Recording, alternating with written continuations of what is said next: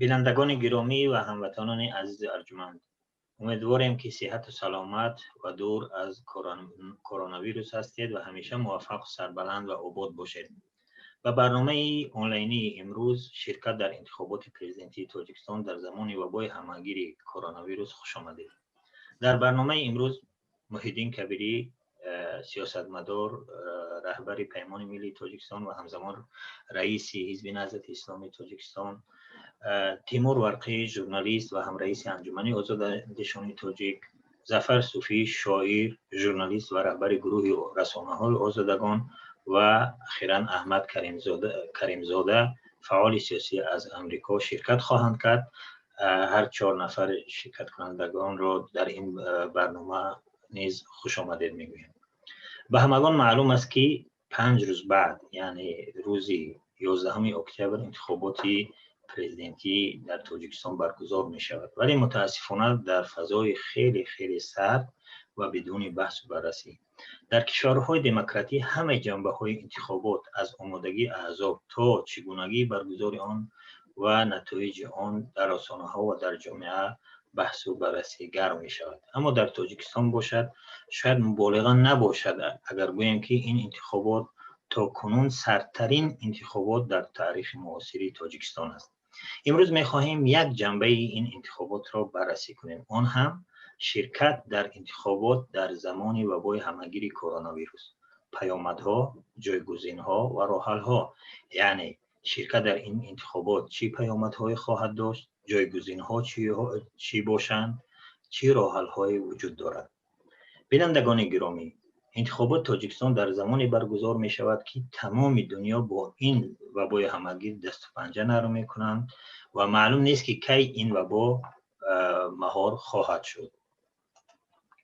انتخابات هرچند یکی از چاره‌بندی‌های مهمی دموکراتی به شمار می روند، ولی امروز می تواند باعث افزایش مبتلا به این ویروس گردد. بنابراین بسیاری از کشورها در تعامل با انتخابات ها راه‌های مختلفی را اختیار کردند.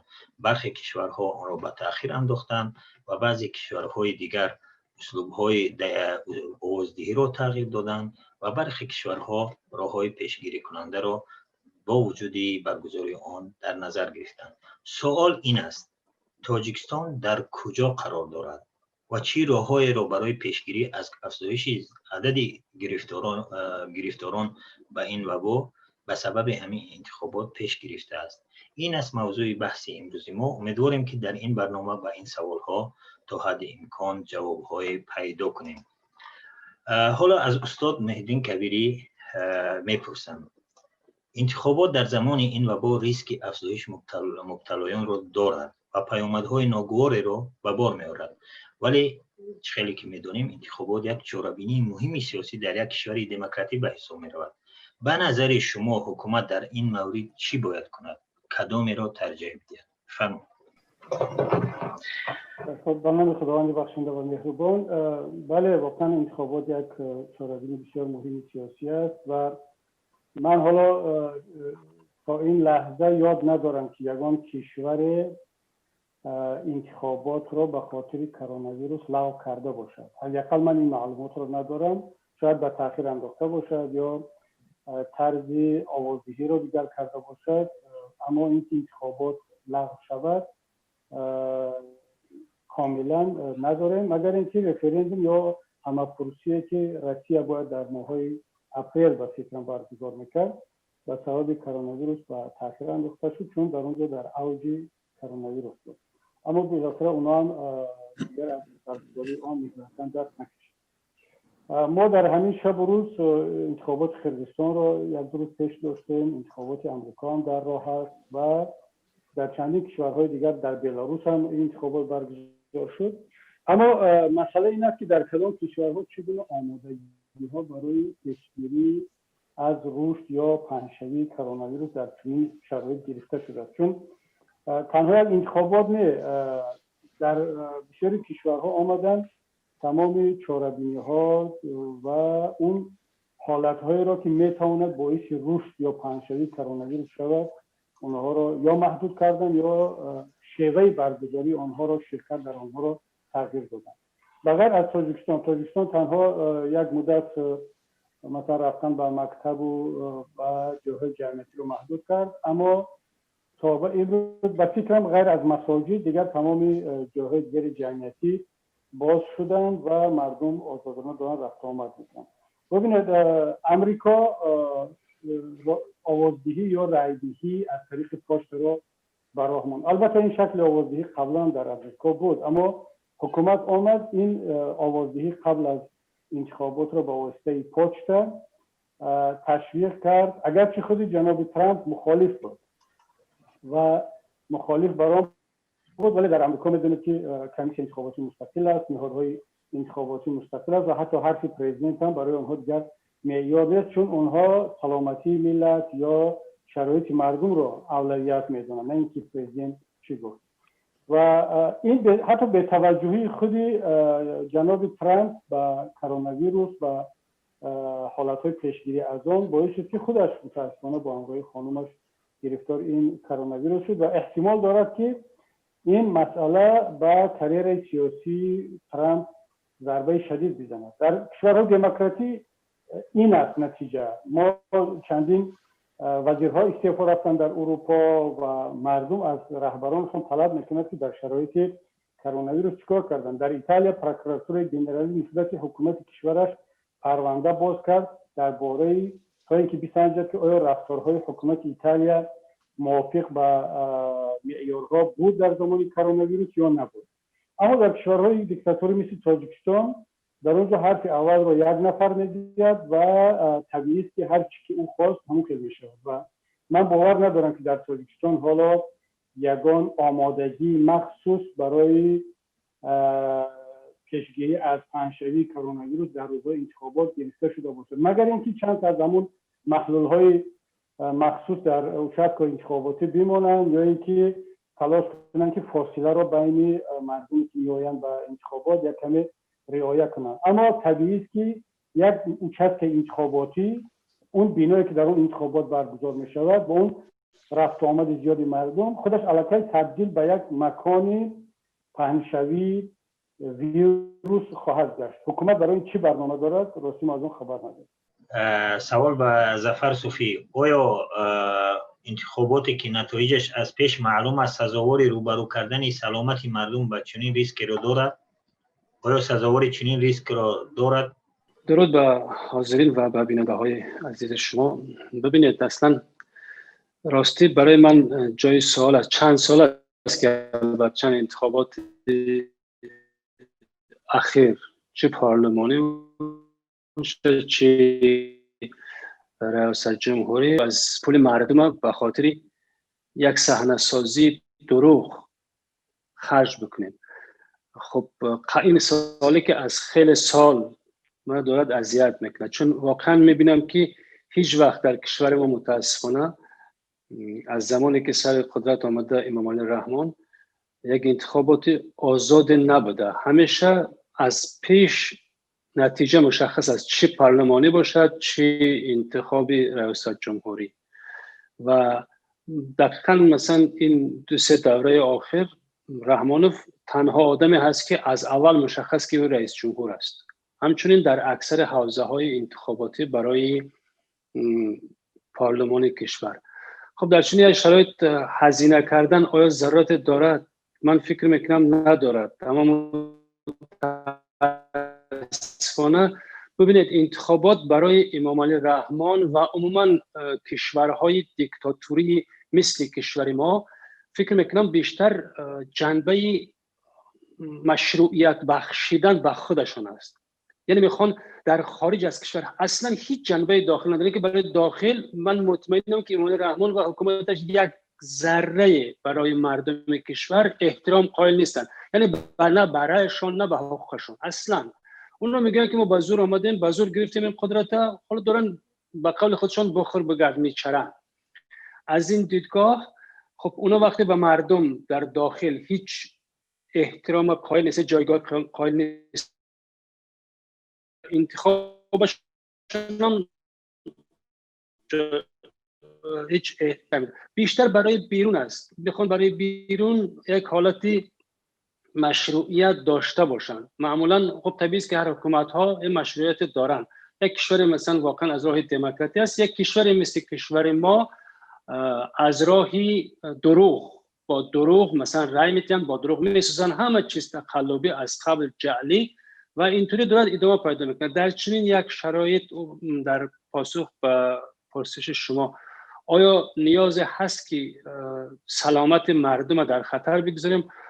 شما ببینید وقتی که حکومت اصلا نه به حقوق مردم، نه به سلامتش، نه به رأیش هیچ احترام قائل نیست، چرا باید اون بیاد مثلا امروز در فکر این باشد که سلامت مردم نگاه دارد؟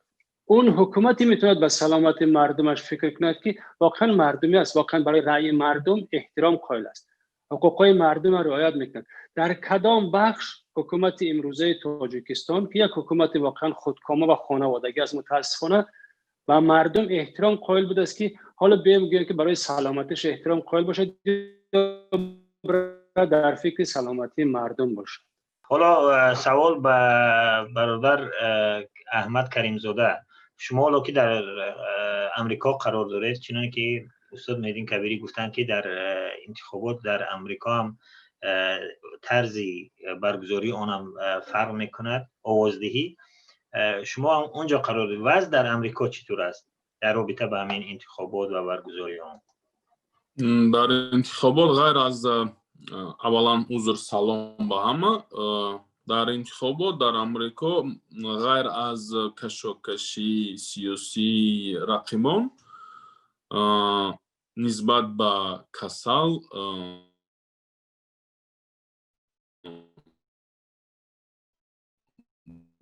دو انتخاب بگیم با جای انتخاب میره انتخاب میکنه DMV، یعنی در مکتب ها و گایی ها و هم خیلزدانی و ادمنستراتیو میده میگذارن انتخاباتشون، یعنی که اینجا ده با مردم انتخابات دادگن یا با پوچتا روان میکنن، تن همون بلوتین پر میکنی و روان میکنی ابراد نام و آدرس ده، یا که خودتون برین. ترامپ زیدی کاغذیه برای که از فالسیفیکاسیا میترسه، گویا برای که آسان‌تر از با پوچتا رفتن اومدن ده، آسان‌تر با فکر او فالسیفیکاسیا بگیم همی ویران کردنی همون بالوتین ها. در اصل مردم آماده به انتخاب رفتن هست در امریکا، برای که یک همون ترسی که پیش از این کسل مختن دیستانسیا گرفتن، دور از یکدیگر ایستادن، ماسکارا نکشیدن عموما و این چیزا را آموختن و نه اونقدر بگیم برای سلامتیشون یگان ترس وجود داشته باشه دراز میستن. مردم میجا آماده هست برای با انتخابات با همون قطعی را براوه و در همون نقطه انتخاباتی براوه و در همونجا اشتراک کنن. مردم آماده هست. هم دویم واریانت هست که از خانه نبرن، یعنی که چه خیلی گفتیم با همون پوچتا. سلامت باشین. حالا تیمور ورقی که یکی از شرکت کنندگان بود، ولی متاسفانه نمیدونم که این یک چیز تکنولوژی از زوم اینها، این چنین اتفاقها امکانیت دارد که بیفتد و حالا ما هم کوشش میکنیم که دیونباره وصل شود تیمور ورقی. حالا سوال من به محیدین کبیری رهبر پیمان ملی این است که بیش از 60 کشور دنیا انتخابات ها رو به سبب همین وبا به تأخیر انداختند. سوال یعنی همین است که به تأخیر گذاشتن انتخابات میتواند یکی از راه‌ها برای پیشگیری از انتشار این وبا باشد. اگر حکومت تاجیکستان انتخابات را به تأخیر میانداخت، آیا از طرف شما، از طرف مخالفین این عمل حکومت مورد شبهه قرار نمیگیرید؟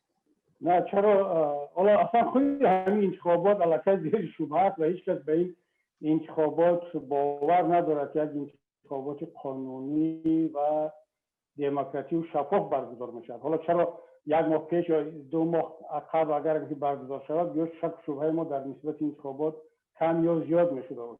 اصلا این انتخابات از بخوبون غیر قانونی و غیر دموکراتی هست. اما مسئله این نیست، مسئله اون است که ببینید این حکومت به هر شکلش باشد این انتخابات رو میگذارند، حتی نه تنها به تاخیر ننداخت. شاید شما ببینید که 60% کشورهای دنیا انتخاباتشون رو به تاخیر انداخت. تاجیکستان یگانه کشور است که انتخابات رو به پیش بود، 1 ماه پیشتر برگزار میکنند، حالا که امکان داشت از روی قانون در همون وقت خودش برگزار کند و در این 1 ماهی که در اختیار دارد آمادگی بیشتر برای آماده کردن اچک انتخاباتی برای که تمام شرایط ضد کرونایی رعایت شود، فهماندهی مردم از طریق رادیو و تلویزیون که چگونه در وقت رای دهی فاصله را رعایت کنند، یا اینکه در این مدت مثلا اگر 1 مدت دیگر به تاخیر میانداختند و راههای الटरनेटिव्ی رایگیری مردم رو آماده میکردند، مثل که در امریکا هست مردم انتخاب دارد که شاید در تاجیکستان یا شاید این در تاجیکستان همون شرایط مهیا نباشد، مسئله پست، مسئله ایمیل اینا. همون گفتم که اگر به تاخیر هست و ما ببینید خود انتخابات را شک و شبهه داشتن نسبت انتخابات را برای ما هیچ تغییر نمیداد. این انتخابات غیر دموکراتی است، ولی ما حداقل میگفتیم که حکومت برای حفظ جان و سلامتی مردم حداقل یک چیزی کرده ایستاده است، یک سلامتی مردم را یک کمی هم باشد به نظر میگیرد.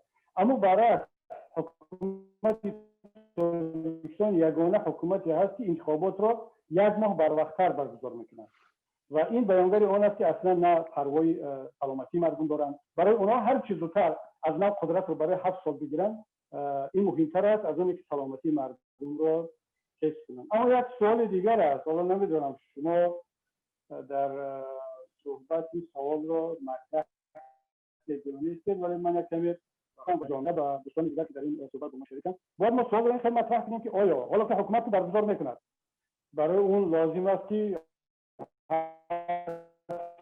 زودتر و گفتی آقای ظفر مشروعیت خود رو به دست بیارد. اما سوال به مردم است که آیا اونا لازم هست که در چنین شرایطی که حکومت یگان نمود بیماری برای خاطر فقط آنکه در یک انتخابات غیر قانونی و غیر دموکراتی شرکت کنه سلامتی خود، سلامتی خویش و تبار خود، فرزندان و پدر و مادر خود رو زیر خطر بگذاره. این سوال به مردم است نه به حکومت و به دیگران و ما باید بحث کنیم و به جامعه این سوال رو بگیم که چی کار میکنن. خب اگر در امریکا یا در اروپا در هر کشور دیگر مردم میرن رای میدهند اونا حداقل یک حالا استراخوفکا بگیم به زبان روسی یک مدیسینسکی استراخوفکا دارن، اون سهولت‌های طبی دارن، حکومتشون کمک مالی میکنه، طبابت کرونا ویروس بی پول است، داروواری ها بی پول است و شرایط طبی در این کشور خوب است. حالا میرد رای میکرد. اما در تاجیکستان که از طرف حکومت هیچ امکانات برای بیماری ها فراهم نمیشد، باز مردم آیا خود را در قرار بگذارند. به نظر من سوال اساسی باید در جامعه تاجیکستان باشه. بسیار خوب. نظر شما چی است که مردم چی کار کنند؟ توصیه شما چی است در همین حالت؟ حالا سوال مطرح کردید، شما چی توصیه میدید؟ من نظرم این است که اگر در یک انتخابات دموکراتی میشد مثلا مثل امریکا مثل جاهای دیگر که مردم احساس کنند که خب من در ترازو میگذارم سلامتی ولی آواز خودم را چون این آواز من به حساب گرفته می شود در تقدیر ملت هم مهم است، در توازن قدرت ها تأثیر میرساند. اگر من آوازم را ندهم برای مثال به عبدالحلیم غفارزاده امکان دارد که رستم لطیفو پیروز شود، یا اگر به رحمانوف ندهم ممکن که یک نامزد دیگر پیروز شود. در این صورت یک نفر به خاطر ارزش‌هاش، به خاطر ایدئولوژیش، به خاطر نمیدونم حالا طرفداری به حزبش سلامتیش رو در گرو میگذارد، مثل امریکایی‌ها میره رای میده. چون طرفداران اینجا بعضی میگن که اگر ما در انتخابات فعال نباشم شاید که باز ترامپ 4 سال دیگر پرزیدنت شود، یا طرفداران ترامپ میگن که اگر من در انتخابات شرکت نکنم رای ندم ممکن که نامزد دوست داشته من ترامپ نگذارد و یا بایدن بیاد پرزیدنت شود. اما در تاجیکستان با گفت دوستان همه چیز مشخص است. آقای رحمان برای 7 سال دیگر پرزیدنت میشود. شما چی روید چی نروید اون همون رقم 90 یا 80 یا 75 رو برای خودشون می نویسن. پس چی ضرورت داره که مردم برود؟ حالا مثلا همون دوستان ما، شناسای ما، خش و تبار ما، هر کسی ما رو میشنود جان خود رو در گرو بگذارن، سلامتشون رو برن در این انتخابات که اصلا هیچ معنی ندارد از رای اونایی که وابسته. مسئله اینترنت کمتر مشکل داریم، کمتر بعضی وقت سیگنال سستر است و میچسبد. و هر حال حالا تشکر از مهدین کبیری. حالا سوال به کی حالا اکی تیمور ورقی هم وارد شدن، خوش آمدید. امیدواریم که دیونبوره باز قد نشود. اکی ظفر صوفی، سوال به شما که خیلی که گفته شد آیا مثلا مردم چیکار بکنن در حالی که معلوم است به نظر شما، ولی در حالی که مثلا حکومت و طرفداران حکومت میگن که این یک چاره‌بینی خیلی مهم است، این طرز مسئله گذاری یک نوع سوء استفاده کردن از کرونا ویروس برای منفعت‌های سیاسی است. نظر شما چی است؟ آیا این نمیشود اینا بگیم که وقتی ما از مردم خواهش میکنیم که یک انتخاباتی که مثلا ولی به هر حال یک چیزی یک چاره‌بینی مهمی سیاسی است در هر کشور دموکراتی، آیا به نظر شما مثلا همین رفتن مردم منع کردن یا توصیه دادن که شرکت نکند یک نوع امتیاز گرفتن نیست از نگاه سیاسی؟ ببینید انتخابات در اصل خودش واقعا یک تدبیر خیلی خوب یا چاره‌بینی خیلی تبلیغ میکنن یا چی موضع گیری میکنن در نسبت موضع گیری طرف هر کسی، مثلا شما، من، کسی دیگه مثلا گفت که شرکت یا نفر دیگه شرکت نکنن. حالا از گفت دیگه از شرکتی مثلا برادر من، خواهر شما، دوست من، شما که در هموطنای تغییر کرده؟ نه، چون معمولا از قبل مشخص که صحنه‌سازی خیلی بد متاسفانه. خب طبیعی است که اینا هیچ جایگاهی ندارن برای رای آوردن.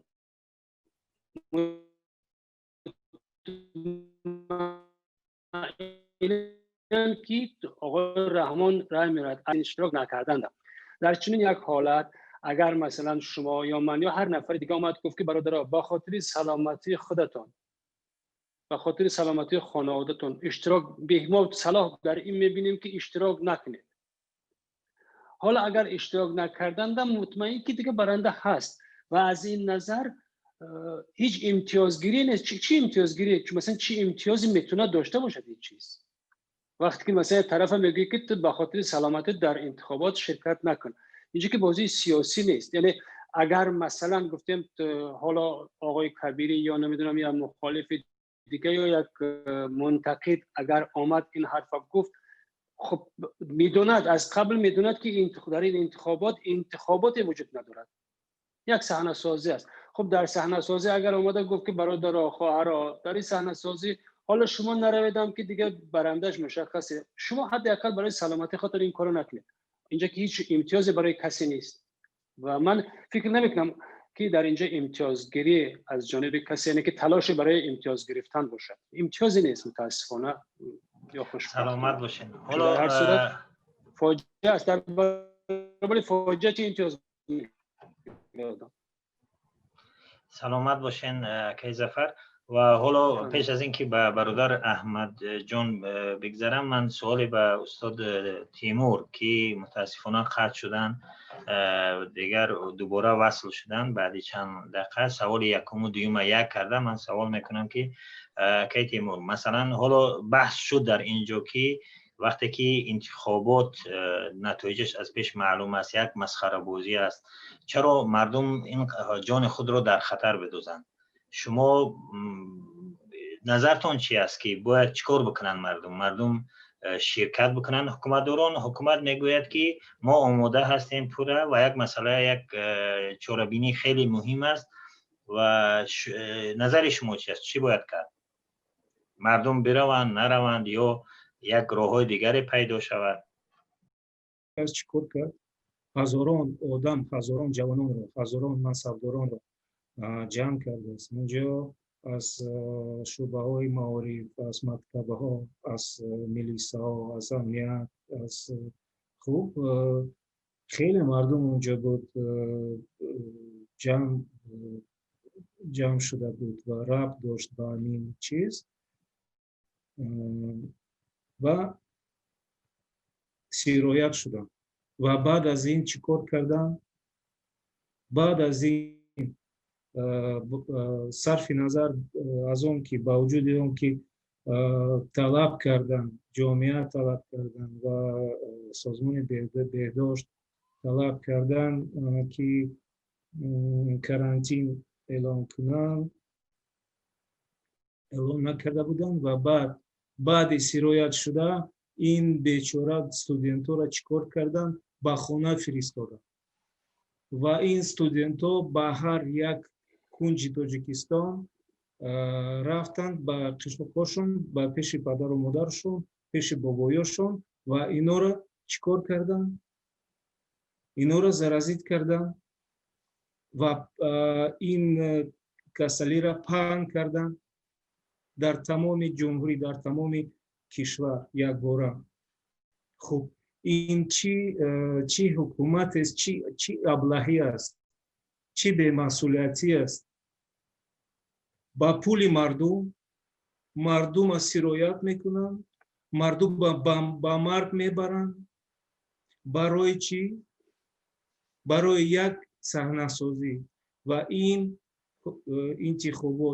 انتخابات هم همین صحنه سازی با پول مردم و مردم مغز برای یک نمایش کردن که یک شخص نمیتواند بیش از 2 مهلت رئیس جمهور شود این کس 5 مرتبه خودش را پرزیدنت مینامد و برای این یک جنایت است این یک خیانت است خیانت با المللی است و این خیانت این کسا تو گاگا میبرد. تشکر. سلامت باشین. برادر احمد جان نظر شما خیلی که دیگر شرکت کنندگان گفتن فکر و نظرشون در این مسئله نظر شما چی است؟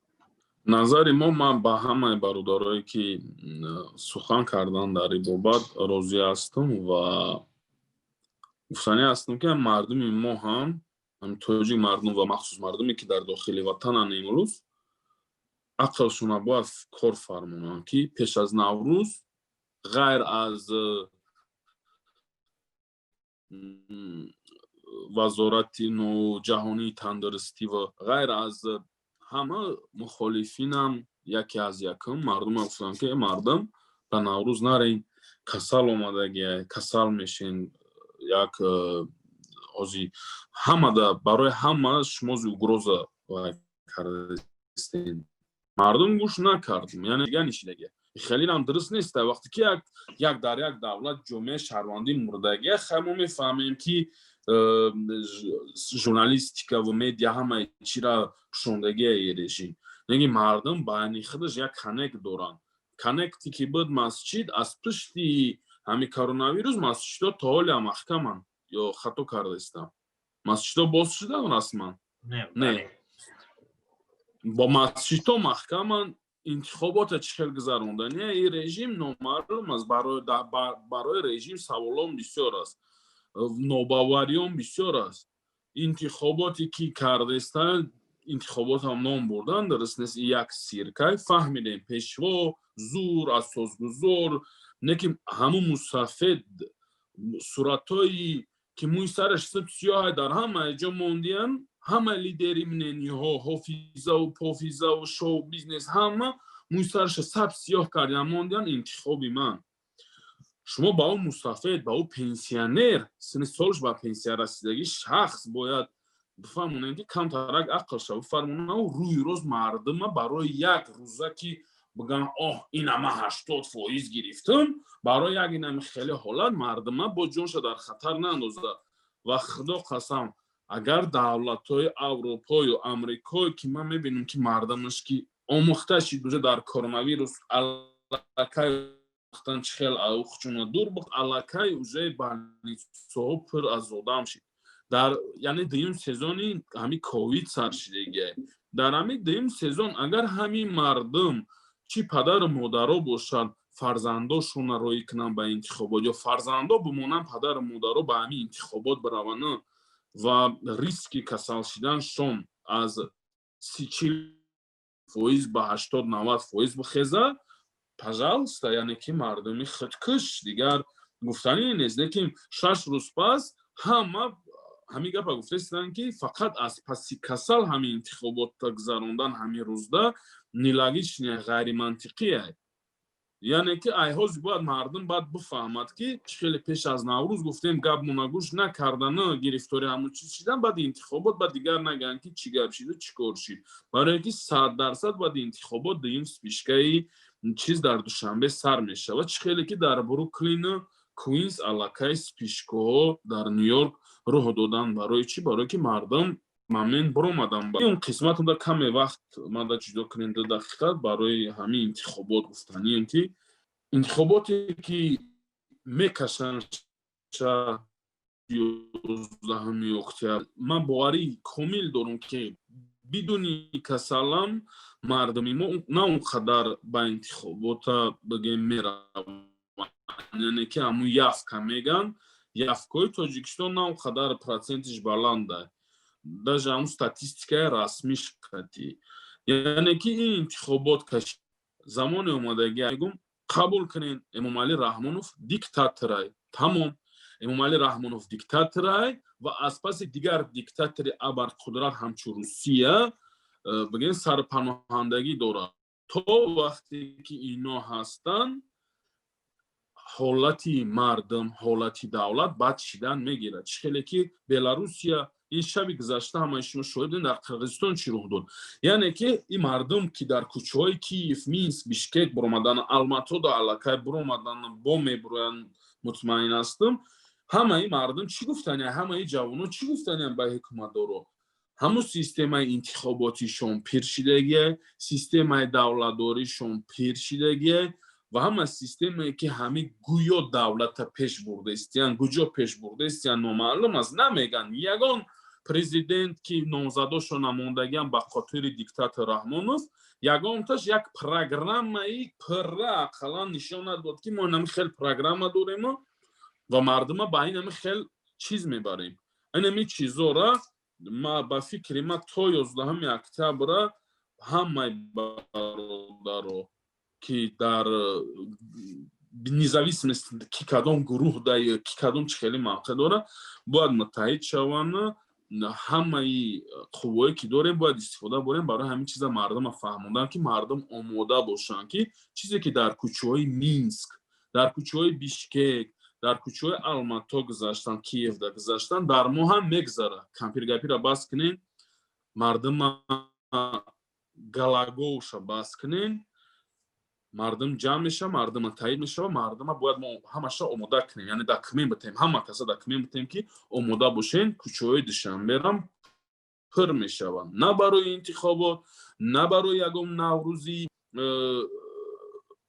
масхарабози мусафедмон эмомалӣ раҳмон фақат барои ин ҳамин система аз байн рафтан мебурояд ҳазор раҳмат саломат бошен саломат бошен савол ба акай зафар бибинен дар масалан 60 кишвар тақрибан интихоботҳоро ҳар гуна интихоботҳоро ба таъхир андохт вале кишварҳое ки анҷом доданд баргузор карданд ё ин ки қарор аст баргузор кунанд масрафҳои зиёдӣ барои пешгирӣ масалан мисли اون ماشین هایی که چین میکنند حرارت بدنро باز مسائل دیگر مبلغ‌های اضافی صرف کردن مثلا که کره جنوبی 16 میلیون صرف کرد و امریکا برای انتخابات ها برای همین قریب 4 میلیارد دلار جدا کرده است.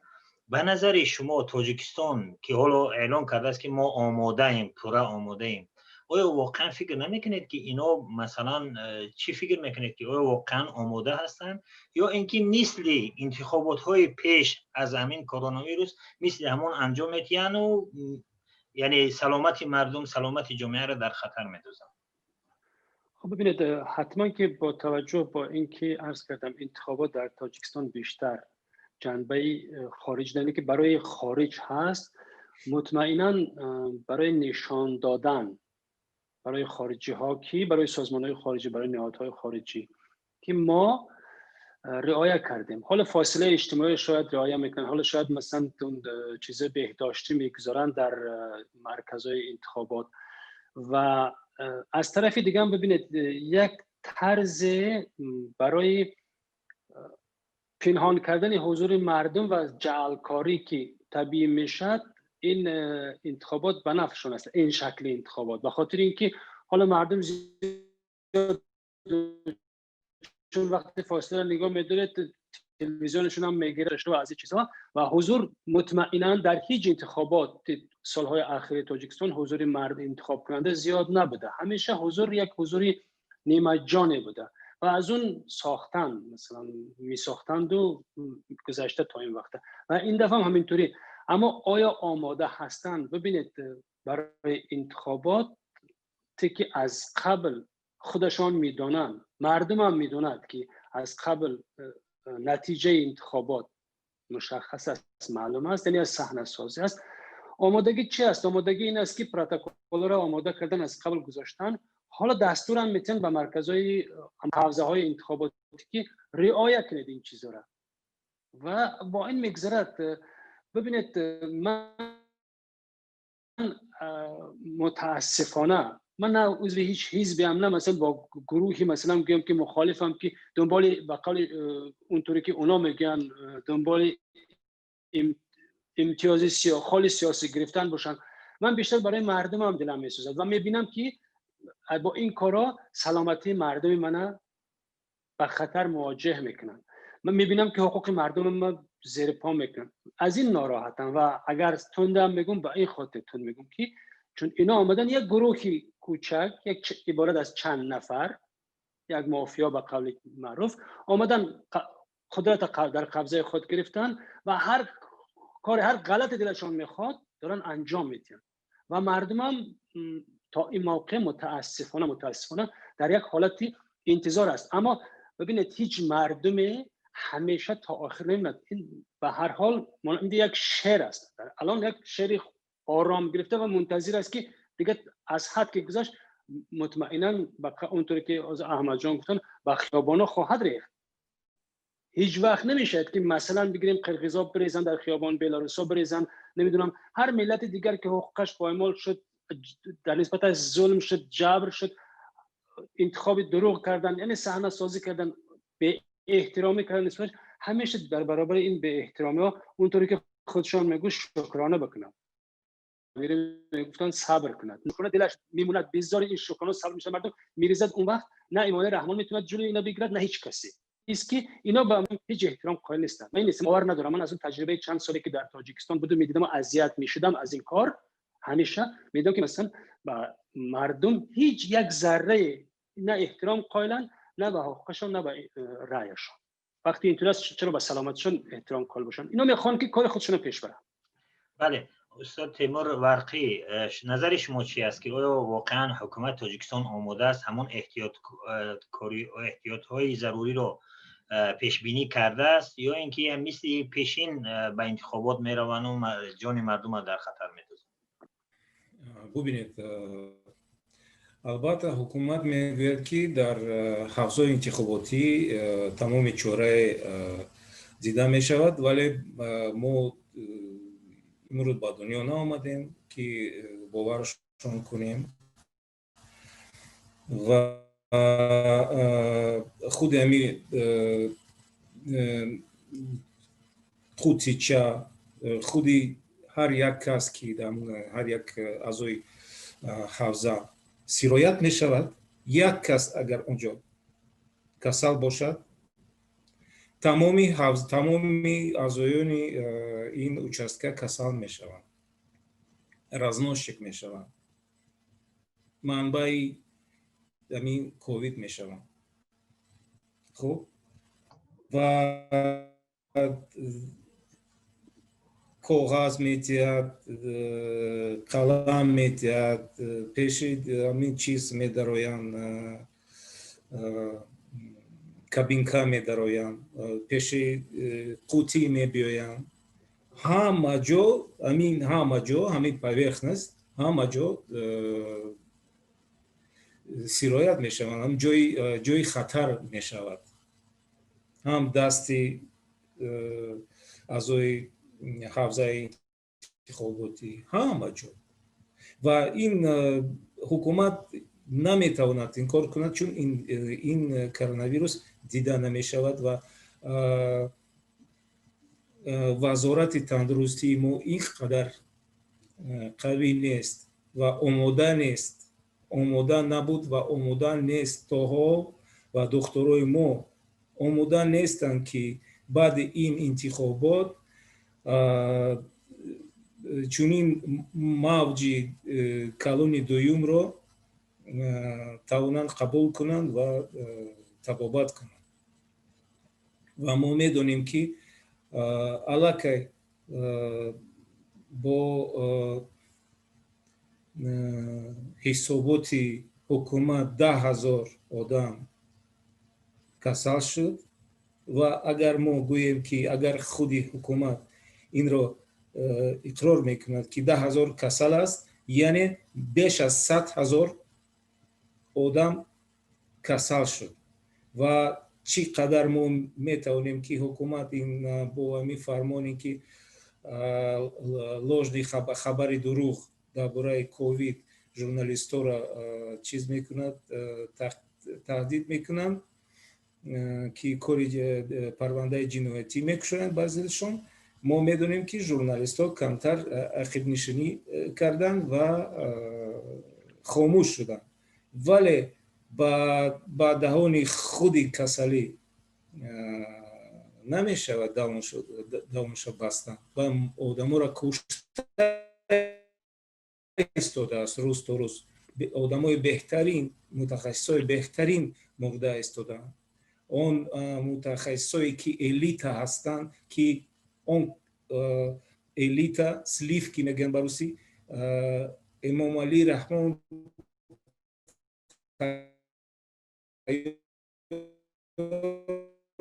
نکرده از باویان بعد در جایشون کی میبید که سیستم تندرستی ما با دست این مردک، با دست این کس با ویرانه، با حالت ویرانه آورده شده است.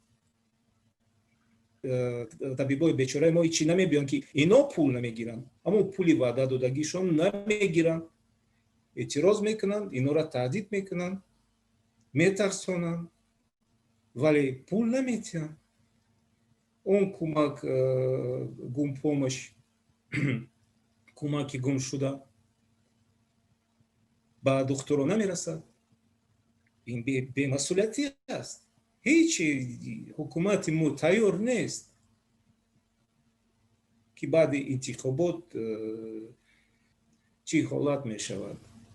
هیچ تیار نیست. و ما با مردم چونونه که ظفر جان گفته است، من دستگیری میکنم 100% که مردم بهترش در خانه بیستن، نروند و سرایت نشوند و سلامتیشون نگاه بدارن، سلامتی پدر و مادرشون و بیبیاشون و باباشون حفظ کنن، فکر کنن، کمتر مسئولیتناک باشن که در حقیقت این بنده، این مافیا نه، این یک بنده گانگسترها که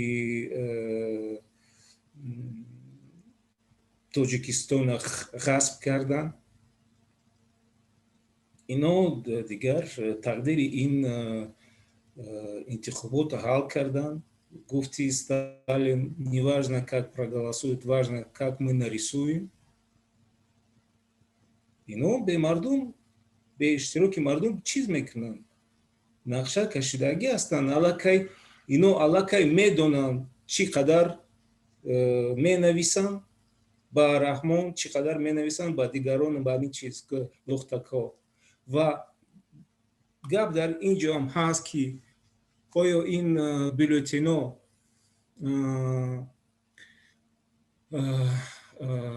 حفظ میشوند در یک جا، در یک ارخیو، یا که نابود میکنن بولتینا را که ما بعد مردم نسل دیگر یک سنجش کنند، یک بفهمند که تو کجا دروغ بودن، دروغگو بودن. اینو می نویسند، نرسوت میکنند، تمام. و یک چیز دیگر هم گفتنی هستم که مردم ما خواهش میکنم که انا تصور کنید در مسکو و ولایت مسکو از 200 تا 300 هزار آوازدهی تاجیک است، شهروند تاجیکستان هستند و سفارت تاجیکستان فقط 3000 را میتواند قبول کند. آدمانی که میروند به همین انتخابات یک عکس گیرند، یک ویدیو کنند که همین کوچه ها، همین نزد سفارت، نزد مترو باریکاد، مترو کراسنا پرسنا، آیا 200 هزار تاجیک جمع شده باشد در همین روز یا نه؟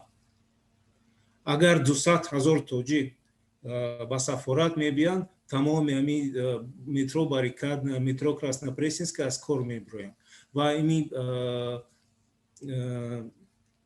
پراسپکتو پر میشوند و نقلیات چیز میشوند، پروبکا میشوند، یعنی که من میشوند اونجا نه گذاشتن نه ماشین های کردن نمیشود. باور کنید، یک تصور کنید 200-300 هزار شهروند تاجیک آمدن برای آوازدهی و نه فقط در مسکو، در یکاترینبورگ، در نووسیبیرسک، در کجای همون 3-4 تا جا هست که گورد میلیونر در روسیه که برای انتخابات گویا شرایط مهیا کرده شده است از این حکومت. امکانیتی قبول کردن 3000 است. سلامت باشین اکا.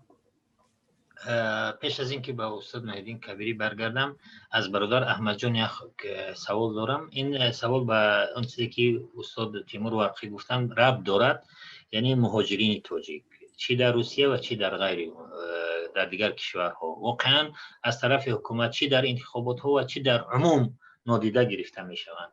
در این وضعیت که روسیه معلوم است از نگاه کرونا ویروس چقدر مشکل دارد و مسئله این انتشار وبا واقعا یک چیزی خیلی جدی در روسیه است. چیکار باید کنن؟ پیام شما به مهاجرین چی است برادر احمد جان؟ بعد از اون میگذاریم به استاد کبیری. فرمایید. همچون یک مهاجر پیام به برادرای مهاجرم ایگنور کردن انتخابات، قبول نکردن انتخابات 100% غیر قانونی و رحمان خودش پرزیدنت غیر قانونی علاقه و او کنستیتوسیای تجاوز شده قطعی نه ما را بترسونن، نه اگه کوشش کنن که با او کنستیتوسیای تجاوز شده با اولی رحمانوف تجاوز شده ما را اگه خیلی پرونده جنایی کنن یا که ما را تروریست کنن یا اکستریمیست کنن. نه ترسن برادر مهاجر، خطون اول دوست دارن، نزدیکاتون دوست دارن، ایگنور کنین، عموما قبول نکنین، نه انتخاباتشون نه رحمان همچه یک پرزیدنتی قانونی، هر دوش غیر قانونن، چی پرزیدنتش چی انتخاباتش. سلامت باشین.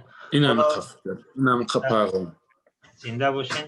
حالا با آن چیزی که با نظر داشت که آن چیزی که برادرها اشتراکیان برنامه گفتند، سوال من به استاد مهدی کبیری این است که راه حل چی است؟ چی باید کرد در همین دو بین؟ چی باید کرد؟ یا به عبارت دیگر اگر مخالفین در حکومت میبودن چی گونه رفتار میکردن در همین شرایط؟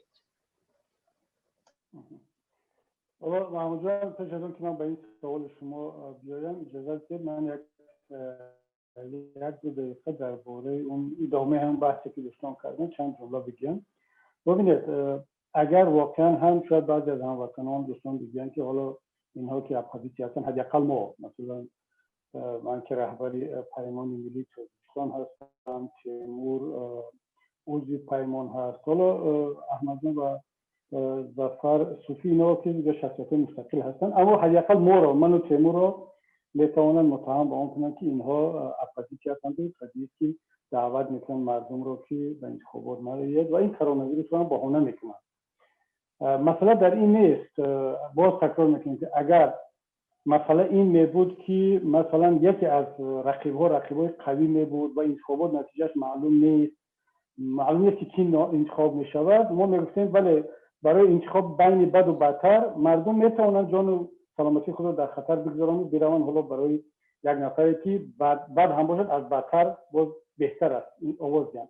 اما وقتی که نتیجه معلوم است چی لازم است؟ ببینید وضعیت تنها در نتیجه انتخابات نیست که انتخابات حالا نتیجهش معلوم است و مردم نروند. وضعیت کرونا ویروس در تاجیکستان خیلی خیلی بد است. حالا نه ما معلومات دقیق را داریم، نه شما، و نه اون چیزی که حکومت میگه راست است. معلوماتی از همه دقیق را متخصصان دارن، متخصصان بین المللی، کارمندان سفارت‌ها، اونا در داخل کشور هستند.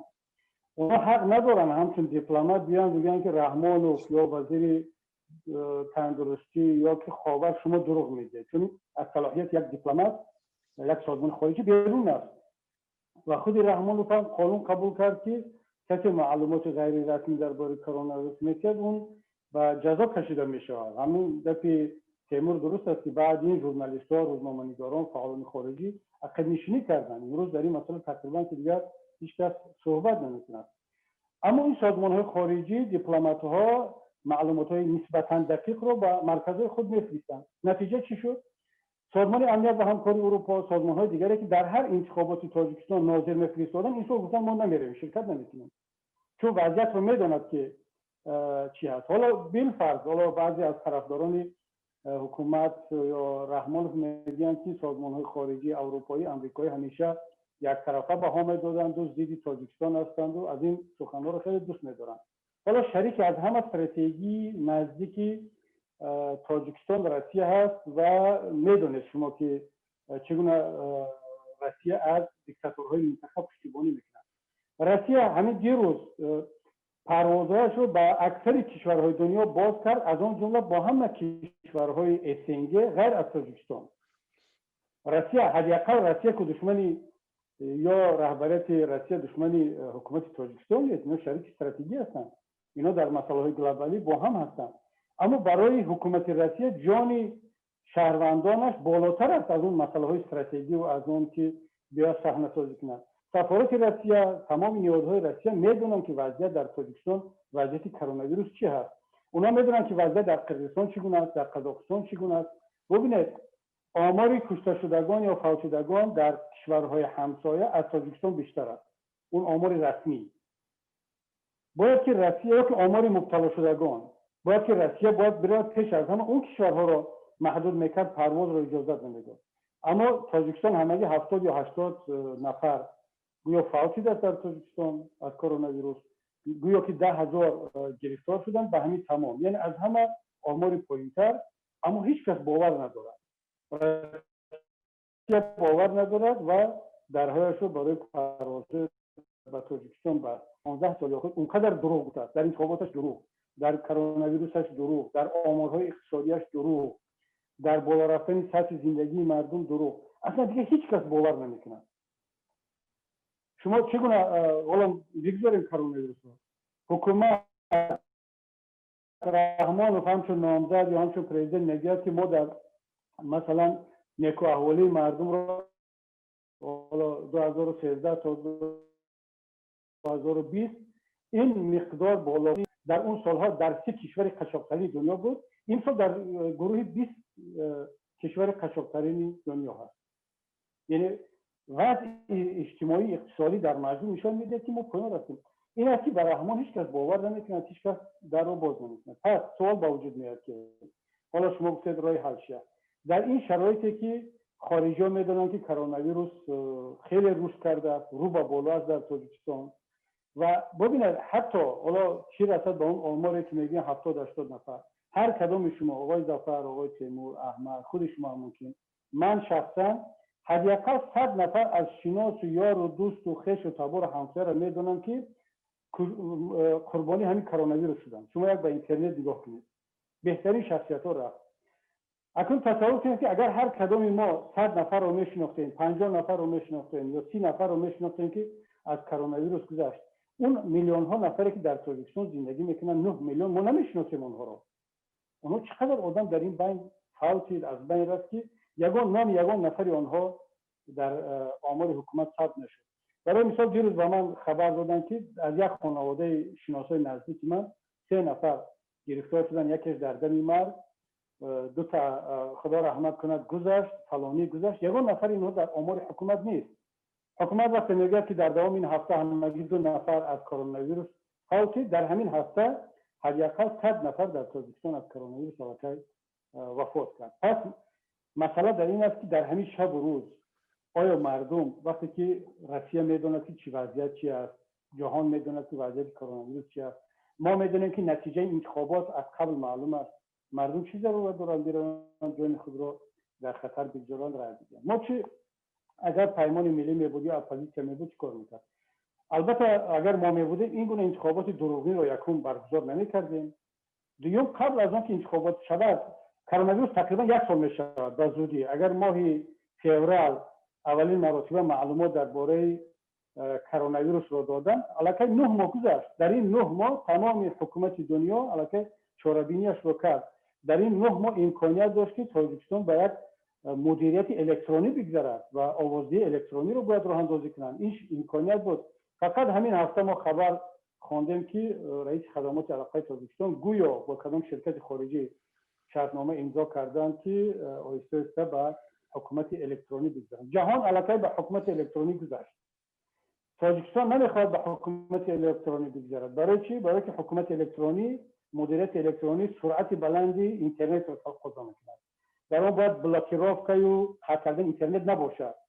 اما حکومت تاجیکستان برای این آماده نیست. اون سرعت اینترنت رو پس برده است که مردم نتوانند ویدیو تماشا کنند، ویدیوها رو ثبت کنند، مردم نتوانند یوتیوب تماشا کنند، فیسبوک تماشا کنند. بنابر همین این همش برای خاک پاشیدن بر چشم مردم است که ما شرطنامه امضا کردیم و به حکومت الکترونی می‌گذاشتیم. اپوزیسیون هر کسی باشد باید پیش از همه این آمادگی رو میدید، یک انتخابات شفاف و الटरनेटिوی که با راههای یا از طریق پست یا از طریق آوازی الکترونی رو باید راه اندازی میکرد تا اینکه جان مردم در امین نگه داشته میشه. سلامت باشین. حالا ما به انتهای برنامه رسیده شدیم. اخیراً سوال من هست از همه شرکت کننده ها و همچنین خواهش میکنم اگر یک چیزایی که میخواستم بگویند در اینجا نگفتن میتونن در همین جا بگویند و خواهش میکنم که ولی زودتر فکرها و نظرهاشون هر چی سریعتر بگن. یکم سوال من این است که این چیزی که حالا گفتیم مجرد تحلیل هست، یک توصیه های خیلی تحلیل های خیلی مهم و توصیه ها خیلی خوب هستند، ولی واقعیت این است که در تاجیکستان میخواهیم نمیخواهیم با وجود همین قدر ریسک، همین قدر پیامدهای فجیع انتخابات برگزار می شود. به نظر شما مسئولی بعد انتخابات که وضع انتشار وبا بیشتر می شود و وضع بدتر می شود، مسئولی همین بد شدن سلامت مردم شما برداشتی که میگذارید؟ شما به نظر شما مسئول کی است در همین؟ این از حالا از اکای ظفر شروع میکنیم، بعد اکای تیمور و بعد برادر احمد جان و اخیر استاد مهدی کبیر. چنانی که ما تشکر برای سوالتون. چنانی که ما علاقه گفته بودم، ما اطمینان کامل دارم که مسئولیت این قربانی ها بر دوش امام علی رحمان است و بندیتاش افباشاش. خب اینو مثل پاسوایانی فیورر گیتلر آدولف گیتلر میتوانند گویند که ما فقط اجرا شونده بودیم، ما یک عسکری خطاری بودیم، چونونی که اینا گفتن در نیورنبرگسکی پروسس، ولی به هر حال این مسئولیت از دوش اینا کسی نمیبردارد، چون اینا حق دارن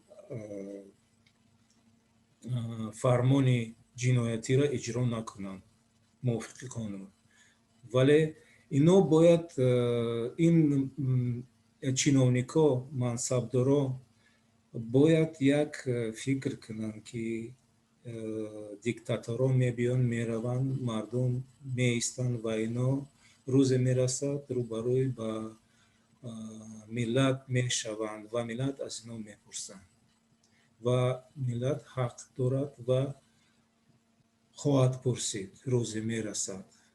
انشاءالله. اکای ظفر؟ خب ببینید، اولا واقعا وضع در تاجیکستان در مورد کرونا ویروس دهشت انگیز است. مردم حتما خودشون از ما بهتر میدونن چون در داخلن. اینکه گروه های مثل این اوانگارد و از این گروه هایی که حکومت ساخته است برای دفاع خودش، اینا اون چیزی که میگویند در شبکه‌های اجتماعی یا مثلا میان در وقتی در رابطه با مشکلات چیزی پخش شد مثل یک گله، مثل یک گله سگ مثلا به یک چیز هجوم میکنن، اینا جای خودش.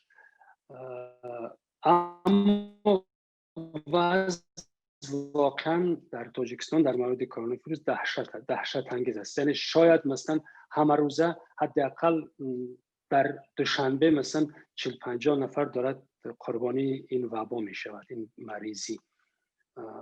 اما آمار حکومت که میبینه مثلا 1 نفر نشون میده، حالا نشان دادنش هم شاید خیلی زیاد مثلا برای من یا مثلا برای 1 نفری که شهروند عادی خیلی ضرورت نباشد، اما مسئول است، حکومت مسئول است که با نشان دادن از این واهمه، با نشان دادن به مردم باید وضع را مشخص کرد که مردم، من مثلا شهروندی که شاید مثلا دسترسی ندارم به اینترنت به هر چی، حالا باید آگاه باشم که دارد وضع بد می شود، هرچند که آوازه ها و چیزا دارن مردم میشنوند و اطلاع رسانی درست سر وقتی هم پیش راه آوازه را میگیرد، هم مردم را آگاه میکند که هشدار میدهد که با خبر باشن که وضع واقعا دهشت انگیز است. اما وضع واقعا در دوشنبه در تاجیکستان در مورد کرونا ویروس دهشت است و خدا نگاه دارد امروز. ببینید، من مسئول این چیز کی است؟ واقعا من نمیخوام که مردم من قربانی این بازی ها بشن. تاجیک مثلا قربانی این بازی های سیاسی، هر چی اسمش میگذارد فرق نداره، انتخابات از صحنه سازی از هر زهر ماره، قربانی این شد و دنبال مسئول که مسئول بودنش دنبالش هم نیستم. یعنی من نمیخوام که کس مسئول باشه، من میخوام که دلم میخواد که اصلا این چیز نشود، یعنی هیچ کسی قربانی این مریضی نشه، این بیماری شد. حالا انتخابات برگزار میشد، واقعا متاسفانه تلخ است. انتخابات برگزار میشد و احتمال شیوع موج دوم نه موج سوم احتمال داره، چون موج دوم همه الان در تاجیکستان هست. هر چی میگم من کنم، چون به هر صورت ما در ارتباط هستیم، هر روز با صدها نفر شاید مثلا می نویسن، در خبرها میخونیم، میبینیم که وضع چه است. حداقل هر روز که آدم باز میکند فیسبوک، مال دیگه شبکه‌های اجتماعی گفتم فیسبوک، وقتی مثل یک تعزیه خانه در فیسبوک آدم به دهشت میاد. همون اگر آمارش حساب کنه، باید این حکومت، وزارت تندرستی تاجیکستان و اونایی که مسئول پخش آمارن باید خجالت بکشن از خودشان. اونا مسئولن. حکومت امروزه تاجیکستان از نظر قانون تمام دنیا، بشری میگه، قانونی مثلا ایمانی، هر چی انسانی، مسئول است که چون با پول مردم داره زندگی، مردم اینا را آمدن اجاره گرفتن، پول میتن مردم که برای سلام، مثلا اون در وزارت بهداشت بوده، وزارت تندرستی باید بیاد و سلام تندرستی مردم چیز کنه، مسئول است. رحمانوف به عنوان به قول اونطور که خودش میگه کفیل نمیدونم اجرای سرقانون کشور برای هر کدام این شهروندی که قربانی این ویروس شده، اون جوابگو است، واقعا جوابگو است، باید جواب بگود، اما کی جواب میگود این مسئله دیگه است. حالا با توجه به اینکه رحمانوف و حکومت خانوادگی خودکامش هیچ مسئولیتی نمیخوان بپذیرن، وزارت تندرستی و دیگر نهادها اونطور که اکی تیمور گفتن میگن که ما فقط مجری بودیم، اجرا کننده بودیم. حالا مسئول که هستن میگن ما اجرا کنیم، فرمان دادن ما اجرا کنیم، با اونش کار نداریم. اما اونا که در این وضعن، بیماری هم که هست، جای گریز که نیست، مرگ و میر که مردم عزیز که دارن میبینن، من به عنوان یک فرزندشون، به عنوان یک کوچک همشون فقط خواهشم، تمنام، التجام این که برادرها احتیاط کنید، خاطر نروید حالا به انتخابات به هر جا، حداقل اگر میرید فاصله را رعایت کنید، کمتر روید. از این پیش که میرفتن یک نفر مثلا پدر خانواده میرفت برای 10 کس رای میداد، برید حداقل همینطوری بکنید.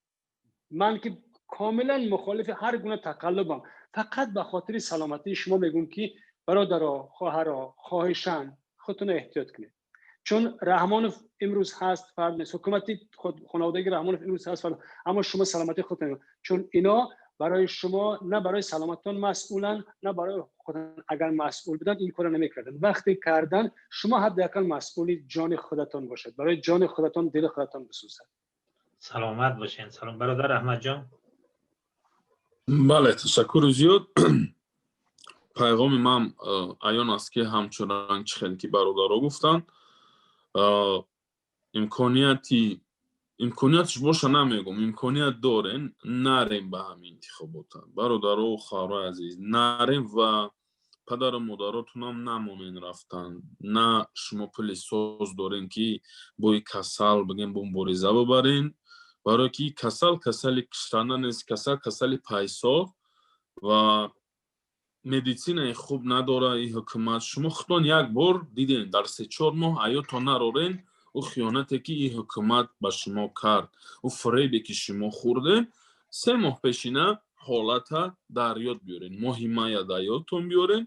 اگر همین چیز شما در لازم باشد من حیران میشم، برای که من امیدوارم که در داخل وطن یکم گلای گوسفند زندگی نکرده، انسان و شخصیت ها زندگی میکنن و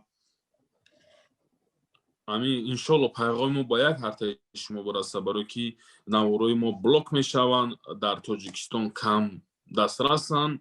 لیکن به هر حال امیدواریم که خش به خش، گپ به گپ شما در میرسه و خودتون منطقا کمی فکر میکنین از همین کار به انتخابات رفتن دست میکشین.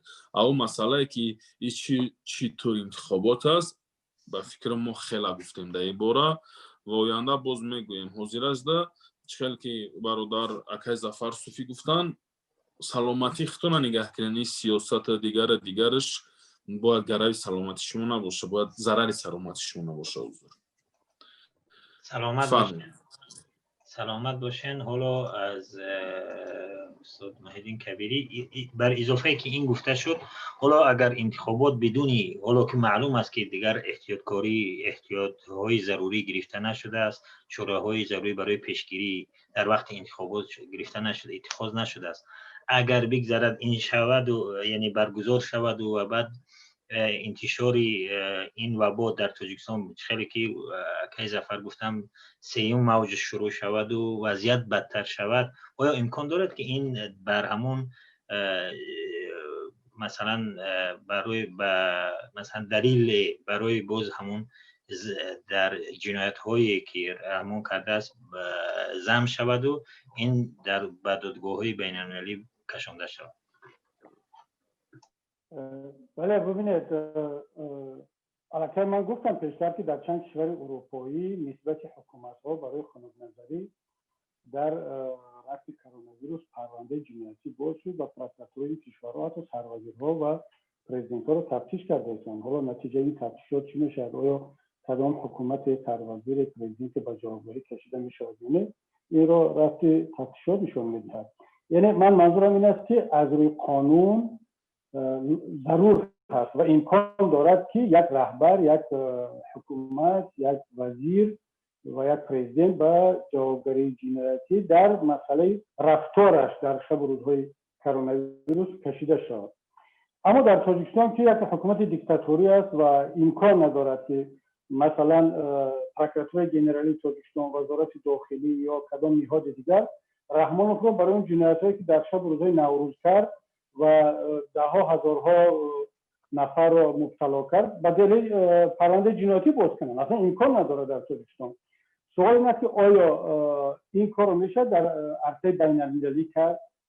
شاید که به تنهایی نه، ولی البته وقتی که تمام جنایت‌های حکومت و شخص رحمانوف یا هر کسی دیگر در یک پرونده به دادگاه بین المللی فرستاده میشد و من مطمئنم که این رو حتما ملت تاجیک خواهد کرد و حالا نمیخوام پیش از حادثه و پیش از اون روند چیزی بگم، ولی این مسیر آغاز شده است. بحث کرونا ویروس، رفتار رحمانوف و حکومتش در زمان این کرونا ویروس و مناسبت خنک نظرانش به این قضیه حتما جز این پرونده خواهد شد. من البته وقتی با چند ادوکاتی در این باره صحبت کردم گفتم در این اصلا شک نیست وقتی اثبات شود که این خنک نظری یا رفتار رحمانوف باعث مرگ چندین نفرها شده است و وقتی گفتیم که در بعد از مکتوب سازمان جهانی بهداشت رحمانوف چاره‌بینی‌های بزرگی آمده رو برگزار کرد در نوروزگاه در خوجند، اونا دهشت کردند که آیا امکان دارد یک پرزیدنت مسئولیت شناس نسبت مردمش چنین جنایت کند؟ پس حالا برگردیم با اون سوال اساسی شما که کی مسئول است. شک نیست که در این حکومت و خود شخص پرزیدنت رحمانوف مسئول است و گناهکار است. من دیگر تکرار نمیکنم اون چیزی که دوستان گفتم، اما سوال این است که ما چی مسئولیت داریم؟ آیا ما مثلا اپوزیسیا، پیمان ملی یا روزنامه‌نگاران، مهاجرین و هر کسی که خودش رو ملت دوست میداند، دلش به این وطن و ملت میخواد، چی مسئولیت دارد؟ آیا فقط همین انتقاد کردن رحمانوف رو گفتن که رحمانوف گناهکار است و مسئولیت همین کافی است؟ من فکر میکنم این کافی نیست. مسئولیت ما برداشتن مسئله است، همونطوری که برداشتیم در ماه مارس، اپریل، می و رحمانوف گفت که نیست کرونا ویروس نیست، بعد مجبور شد که هم اعتراف کند و هم بیاد دقیقاً آن کارهایی را کند که ما طلب کردیم. یعنی اگر اون درست که نگفت که وقتی من طلبات اپوزیسیا یا جامعه شهروندی یا روزنامه‌نگاران را کرده شدم، اما رفتارش این را نشون داد. مجبور شد که از اون بونکرش که 2-3 هفته پنهان شده بود بیرون برآید، با مردم ملاقات کند، اعتراف کند، وزیر تندرستی را به استعفا فرستاد. یک مقدار کارها را کرد. این نتیجه فعالیت و فشار جامعه بود. امروز وقتی که برای مثال محمود جان، حالا ما همین صحبت رو کرده شدیم، همگی چند روز دیگر تا انتخابات مونده است و تا اون روزی که میتواند باز این کرونا ویروس در نتیجه شرکت در انتخابات پنهان شود. مسئولیت ما این است که ما بگوییم، ما گفته ایستادیم.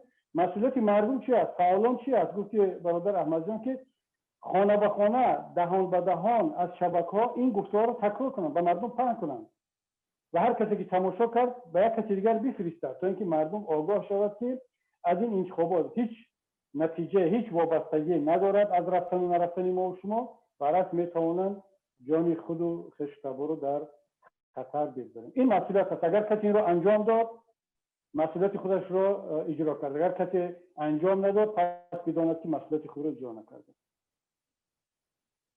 سلامت باشین. حالا ما به اخیری برنامه رسیدیم. از همه شرکت کنندگان از جمله کیزفر صوفی شاهی ژورنالیست و رئیسی گروه رسانه‌های آزادگان استاد مهدی کبیری رهبری پیمان ملی سیاستمدار و همچنین همزمان رئیس حزب نهضت اسلامی تاجیکستان استاد تیمور ورقی ژورنالیست و هم رئیسی انجمن آزاداندیشان تاجیک و برادر عزیزمان احمد جان کریمزاده فعال سیاسی و وبلاگر از امریکا.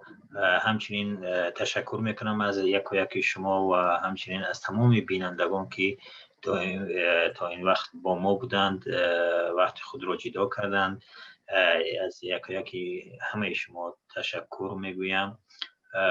تا برنامه دیگر خدا حافظ. یارو خداوند یارو مددگارتان باشد و همیشه خیلی که برادرها و شرکت کنندگان گفتن مواظب سلامتی خود باشید. سلامت باشید.